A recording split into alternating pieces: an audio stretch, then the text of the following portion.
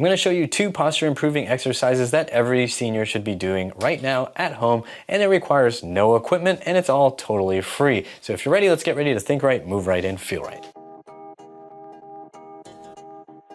You're gonna get right up against the wall. You're gonna have your feet away from the wall at a comfortable position with your knees just slightly bent. Whatever's comfortable is fine.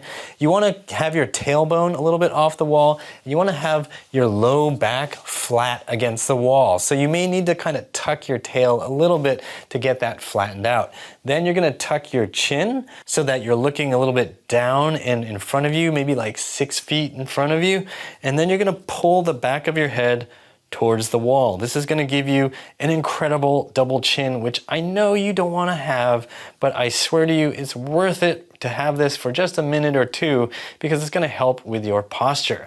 A lot of seniors find themselves stuck in this position and they can't get out of it. I've seen you walking around. I see how painful it is. I've been here myself. I just haven't been at your age yet, but I will be, and I'll be doing this exercise. So to counteract this, we're getting our low back on the wall. We're gonna tuck our chin down. We're gonna get our head back, and we're gonna try to keep the back of our head against the wall here, and just breathe and relax. You wanna pull your shoulders back just a little bit. You don't have to like really pull them back, just a little bit. I just don't want them rolled forward. So a little bit back, chin tucked, you're looking down and in front of you. A lot of you are going to find that when you try to come up, you're not going to be able to get your head against the wall. You're going to be like, ooh, and then you're going to try to cheat like this. Please don't do that. Keep that chin tucked. Keep it tucked the whole time. Really try to be looking down. Maybe even try to look at your own belly button, and then, which you're not going to be able to do, and then keep pulling that head back. As you're trying to come up, I don't want you to force anything. So if it feels like you can't get close to the wall, do not try to jam through it. It's not gonna feel good. You don't wanna hurt anything in your neck. Just get to the position you can get to and hang out there. Over time, it will get better. As the muscles back here learn how to pull your head and neck back, they'll gradually improve your range of motion. But if you're stuck right here, then it's gonna take you a little bit of time to gradually get here. Don't rush it, because if you rush it, you're gonna hurt yourself. So just hang out here for 30 seconds the first time and gradually work up to a minute, and then if you can, work up to even a minute and a half or 2 minutes. But don't rush it, don't force it. If you're doing shorter holds like 30 seconds, then maybe do 2 sets of 30 seconds. And when you come off the wall, let me know what you notice. Drop a comment down below, because I think you're gonna be like, what just happened? And also don't start walking around super fast, just in case these muscles are a little bit discombobulated. I don't want you to get a head rush and fall over. Hey, if you're interested in a powerful, practical program for seniors to rebuild their bodies at home, please go to uprighthealth.com/seniors and let me know. I haven't built a course yet, but if there are enough seniors out there who are interested in such a course, I will build it, and I'm gonna make it affordable for seniors. So go to uprighthealth.com/seniors, sign up for the interest list. That lets me know that I need to help you. Thanks so much. Let's get back to it. Now that we've improved your head and neck position, we're gonna work on your shoulders a little bit and build a little strength and stamina there. So you're gonna bring your arms up and out to the side, your palms are facing down. You're gonna keep your wrists straight. I don't want your wrists to be floppy like this. And then you're just going to swim like you're doing a butterfly stroke, but I don't want it to be huge circles. We're just gonna keep them as manageable, small to medium-sized circles. I'm not gonna give you an exact number, but if you really press me, maybe the radius is like 3 inches, maybe 4 inches, and you're just drawing these circles and you're swimming forward maybe 10 to 50 times. When you first start, it's probably gonna be more like 10. Okay, you're gonna go to fatigue, then you're gonna take a little bit of a rest. Then you're gonna come back up, turn the palms up, and then you're going to go backwards. You're gonna swim backwards. These exercises look deceptively simple, but you'll find that having your arms out like this is actually a little difficult because you probably haven't had your arms out like this in a while, and certainly not for as long as I'm asking you to do it right now.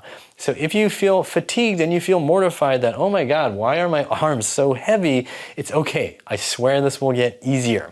Also, if you find you cannot lift all the way out to the side because something pinches, jams, or feels like it's about to pop and explode, please don't force yourself into this range of motion. I used to also have this trouble. Going to here on my right shoulder was about the limit until I and then pop through something, and that was just no fun. I suggest you go to wherever you can get, and then work on the circles in that position. What's gonna happen is the muscles around your shoulder are going to get a little bit stronger. They're going to learn how to manage that position, and then the next time you go to them, like in a week or two, you're gonna notice maybe you got about an extra 1 to 10 degrees of motion, and it's gonna feel okay. But don't force yourself through it just because you see my arms up here on the video. I'm not you, and you're not me. And lucky you, you're not me. For those arm circles, 1 or 2 rounds forward and back is pretty good, and you want to do it after you've done the head and neck exercise because that helps position everything in the right place, and then you're stabilizing everything by using your shoulders in that new position. Once you're used to these exercises, they're not going to be that taxing, they're not going to feel like that much you have to recover from, but when you first start, you might actually get sore in your shoulders and in the muscles in the back of your neck. So I would suggest in the first week, 2, maybe even 3 weeks, that you dial it back a little bit. Maybe you just do it twice or 3 times in the week. Make sure that you have some rest days in between. What I don't want to happen is you do this head and neck exercise, and then you do your shoulder exercise, and you're like, whoa, I feel great. And if you do, drop a comment down below. And then you feel like, I'm gonna do it 14 times a day, and I'm gonna do it again tomorrow, I'm gonna do it tomorrow and tomorrow. And then you're gonna notice on day 3 or 4, I can't even move. Everything is so sore, I cannot move. Don't let that happen.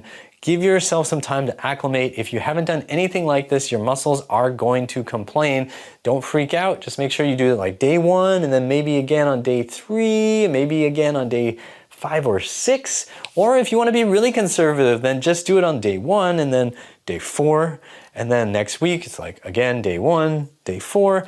And once you get a feel for these, once your muscles feel like, yeah, this is cool, then you can start doing them more and get used to them, because you probably need to if your head and neck are stuck here all the time. It's gonna take a lot of repetition to get those muscles to naturally and easily wanna hold this position. And a final tip is to limit the amount of time you spend staring at a screen down in your lap or directly in front of your chest, because this stuff does not help your posture very much. If you want to improve your posture, you want to have that phone up a little bit higher so that you can actually maintain better head and neck position. I know this looks really weird and awkward, but it's a whole lot better than looking weird and awkward all the time, even when you're not staring at the phone, if you want my opinion. After you've tried these exercises, make sure to click the like button and share your success story in the comment section, and share this video with somebody else you know who wants to improve their posture. I also want to thank these people for their financial support of this channel. If you want to support me too, go to uprighthealth.com/donate for all the simple, easy options, or you can hit the join and thanks buttons on YouTube. And I also have a free course at uprighthealth.com/BRB, the body rebuilding basics, to help you rebuild your body safely